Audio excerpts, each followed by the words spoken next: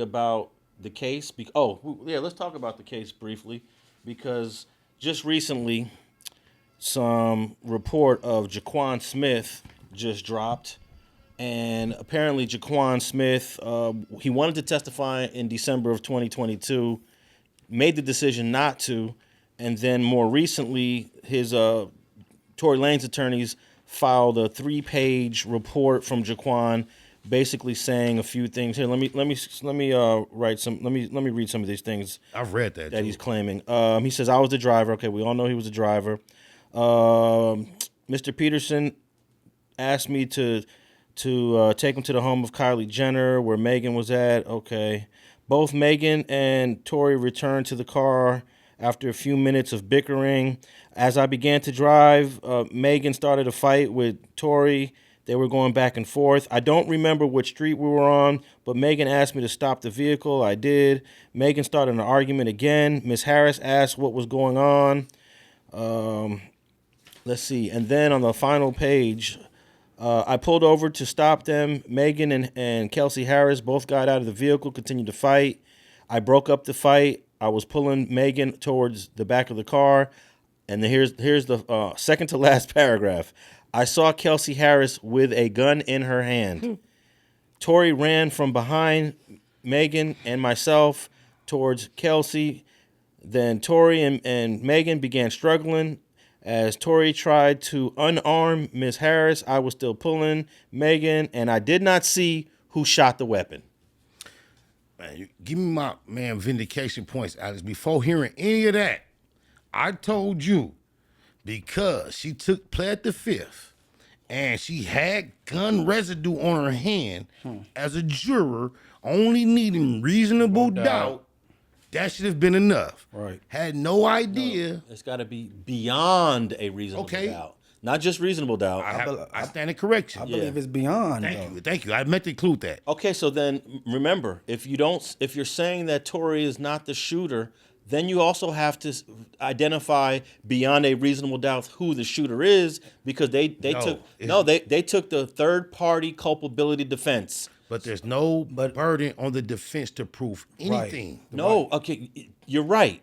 But when the defense says that they're using what's called third party culpability, so they're trying to convince the jury, I didn't do it, but somebody else there did.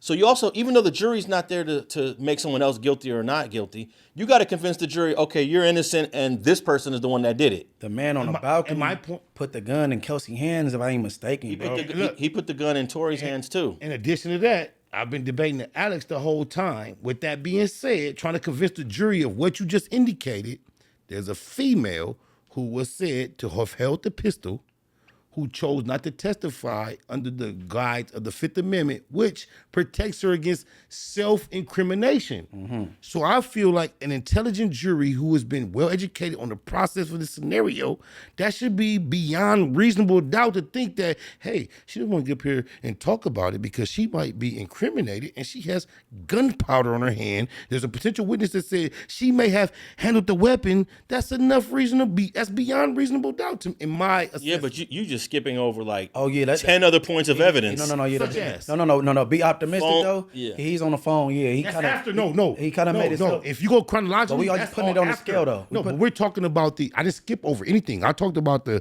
evidence, the way it developed. Now that happened after.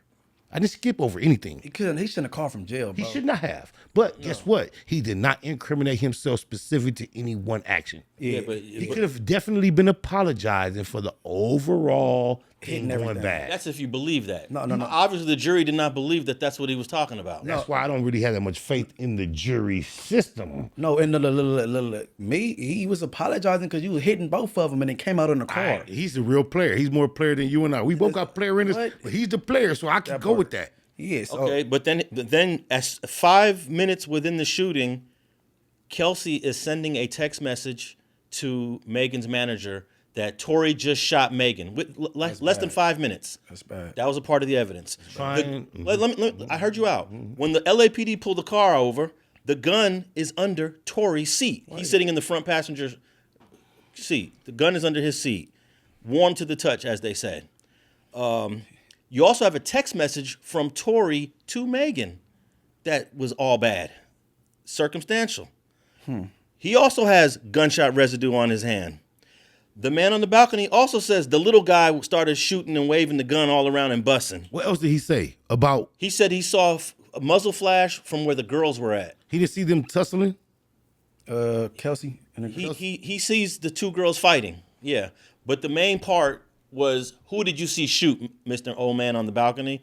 I saw the little guy shoot, and that's all that mattered. All that other stuff he saw did not matter. You have to define reasonable doubt before you make all this other evidence be so important. But the key word is beyond. So Okay, now, let's now, deal. when we put all the evidence on the table, we got like which way out more. But you got to know what what I'm saying? reasonable doubt is before you know if you went beyond it. So you have to establish what reasonable doubt is to realize whether it's gone beyond reasonable doubt or not. I think all three of us know what that means. And then also, Kelsey, one of Kelsey's reasons that this is all sealed, we don't know, but a lot of legal experts say the reason why Kelsey pled the fifth is because she accepted a bribe, which is illegal.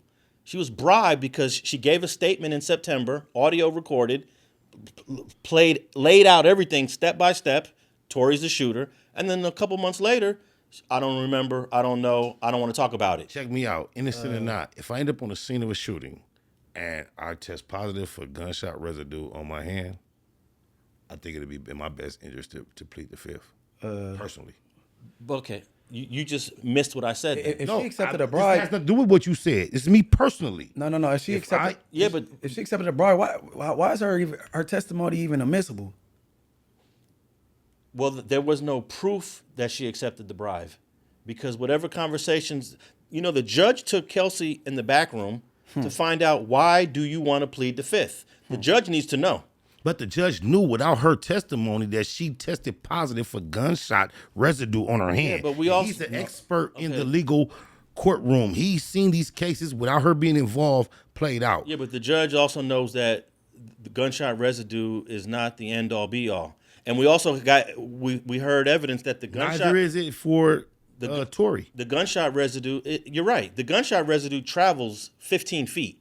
But it doesn't specifically land on people's hand, which are usually utilized to shoot firearms. It might land on your shoulder, No, your 'cause- chin. It might land on your forearm. It might land elsewhere, but to land right in the area where firing a gun is The way the gun expert explained it, it's a huge cloud, and then that cloud settles. So exactly. And so it will it's land. going to settle all over It the was place. found on her hand in accordance with if you had shot a pistol. That's No, the it reason. wasn't found on her hand. Are you sure? The hands were only tested.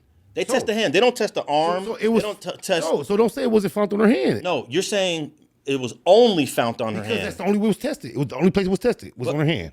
It was the only place it was So tested. it was only found on her hand. That was factual. It's not factual, because if you got gunshot residue on this finger, then it's on this hand, then it's on your arm, then it's on your shoulder. Wait. Because it's a mist of But wait. billions of particles in the air. But wait a minute. If gunshot residue travels any amount of space, just because it meets to your hand doesn't mean that velocity is going to take it to your arm. It could be only to the fingers in the hand. Wrong. No, that's wrong. That's not true. 100% wrong. That's not 100% If I shoot a gun right here, and gunshot No, you're residue. saying that he might not have shot it. She might not have shot it. Let me make this point, because I want the listeners Okay, to go ahead. understand this about gunshot residue. If I shoot a gun right here, there's going to be a cloud of millions of particles that go up in the air, and it's going to land within a 15 feet circumference. Guess what? That camera's going to have gunshot residue. That tripod's going to have gunshot residue. That bookshelf is going to have gunshot residue. As a prosecution, what did they test for gunshot residue? They only want to test one thing: Exactly. the hand. That's my point. That's all that matters. Hey, So Alex. my point was, it was only found, regardless of what else was tested, it was only found on the hand. And the reason why they only test the hand, because that indicates suspicion as the shooter. No. No, it indicates that you're close. You're either. No, hold up, No, bro. I'm gonna tell you what it Wait. indicates. I allowed Wait, you to land. No. I allowed you to land. You Alex. landed already, No, I Spider. didn't. But you. look, It listen. indicates. No, let me say what it indicates. It indicates that you're either the shooter, or you're near the shooter. That's all it indicates. And the fact that you may be the shooter introduces reasonable doubt, and maybe on the spectrum beyond reasonable doubt that, hey, maybe Tory is not the shooter. Okay, so then that means you believe Kelsey Harris is the shooter. No, I believe that there's enough evidence beyond a reasonable doubt where we can't quite decide. So he can at least But get a hung jury. that's not the you don't. That's That not is the burden. That's the only not your burden. job as a. In this case, juror? your job as a juror is to either say Tory is the shooter, or figure out he's not the shooter because somebody else in that car is. Somebody else may be beyond reasonable doubt. That should have No, been somebody else has to be the shooter. That's not true. No. Somebody else has to be the That's not shooter. what beyond reasonable doubt That's why they brought the indicates. doctor in there to say Megan got shot in the foot. But that's not what beyond reasonable doubt. That should have been a That's not hung the jury, bro. definition, Alex. That should have been a hung jury. Alex, you are the expert, and you have to admit, beyond reasonable doubt does not mean you have to pick another culprit.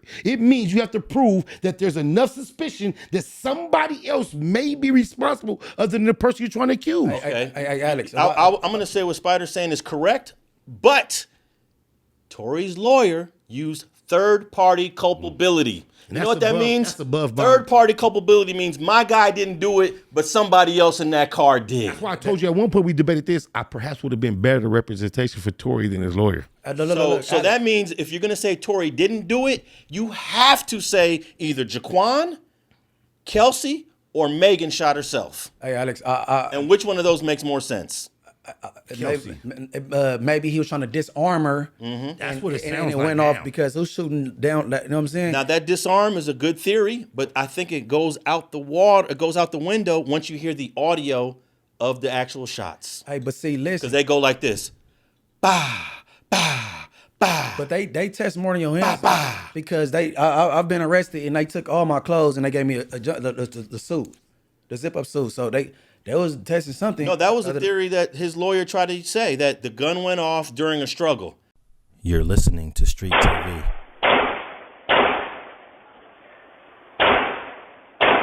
So the jury said, let's listen to the audio.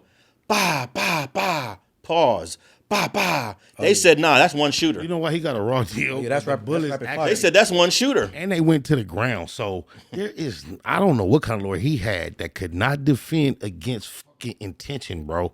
She got hit by a bullet that went to the ground at most that ricocheted. Yeah. How does he get intention for trying to shoot somebody, bro? But they said he said some shit like, Well, dance. he's lucky he didn't get attempted murder. They That's said, what I'm saying. But Yeah. why is he so lucky? Because if we look at the facts, it's obviously a gun was utilized. I see no fucking evidence of intention to harm someone. Correct. because he I shoulda- agree. He should have hired Megan Blanco. He was just whoever's the shooter deliberately shot at the ground, If and the anything, ricochets hit Megan's foot. that's my point. So anything is negligence or recklessness. That's it. why he was only charged with the assault with a deadly weapon, How you get a 10-piece? because of the enhancement. He Oh, the only enhancement's supposed to fall off. What they do sometime in retro. yeah, he might get but didn't he get 4 years for the shooting and 6 years on the That's enhancement? why it's 10. So it really afford. What was the sentence? I forget what he got. It was something similar though. Or he got 6 years for the shooting and 4 years for the enhancement. gun. Yeah, for the gun. He might be back quicker than we realize, y'all. But because the enhancement is less than the base sentence, that's gonna stand.